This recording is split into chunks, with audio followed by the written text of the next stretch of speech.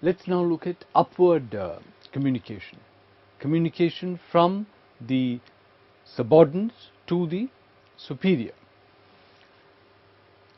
One very important principle, a very useful principle in upward communication is the principle of management by exception.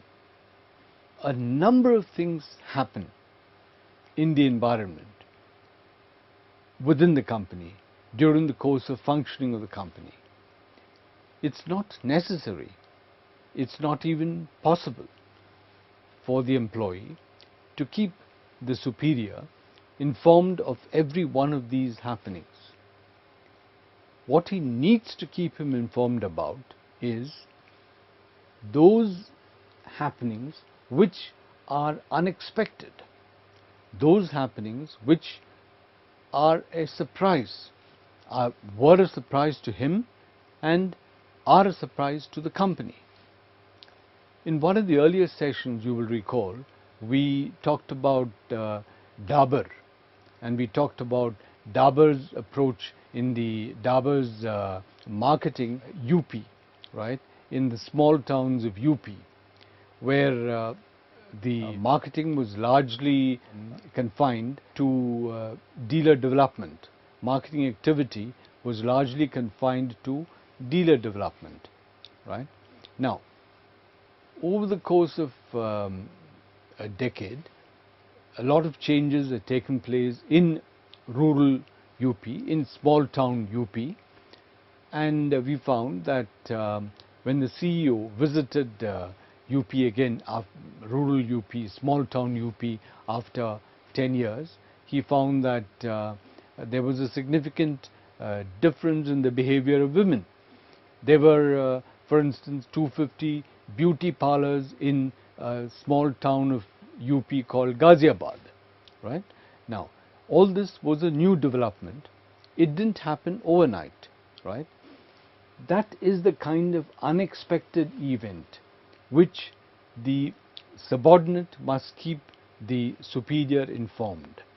If the subordinate had been doing that over the 10 years of Dabur's existence in UP, then it would not have come as a surprise to Dabur senior management.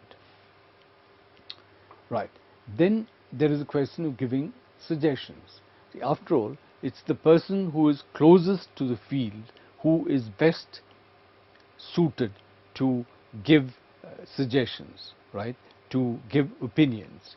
So, upward communication, these are the issues that the employee needs to focus on. Right. We've looked at communication, we've looked at information, which is the backbone of communication. Now, very often we hear the terms data and the term information, right? These terms are often used interchangeably, but really data is quite distinct from information. These are two different kinds of things. Data is raw information, let's say. Data is the raw material, whereas information is processed data. Information is data which has been sifted out, data which has been refined, data which has been packaged in a particular form, right? So this kind of sifted, refined, packaged data is called information. Now, what does the management information system of a company, the MIS, what does the MIS do? The MIS collects data from all available sources, converts the data into information relevant to different managers for planning and control of the activities for which they are responsible. Every word here is critical. Data is converted into information, right? And that information which is passed on to different managers helps them to plan and control the activities for which they are responsible, which means that though the data is the same, the information that springs from that data is different for different people. Let's take the example of a supermarket checkout desk, right? A supermarket checkout desk. Now, all kinds of data about the products that are sold to a particular customer, the price, the unit price of that product, the total price, the total payment that needs to be made by one customer, all that kind of data is available at the checkout desk. Now, the customer, what is the data what is the information that he's interested in?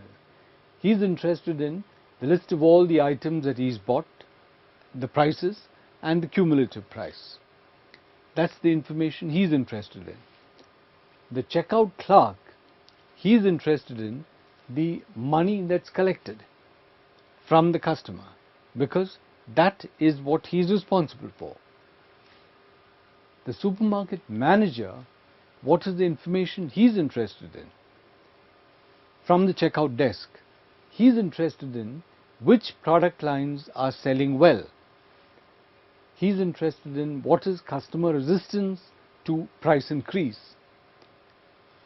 He's interested in which stocks need to be replenished. So, the kind of information that's required by these three different people from the same data is different. Data needs to be processed accordingly to give these three different people the three different kinds of information that they require.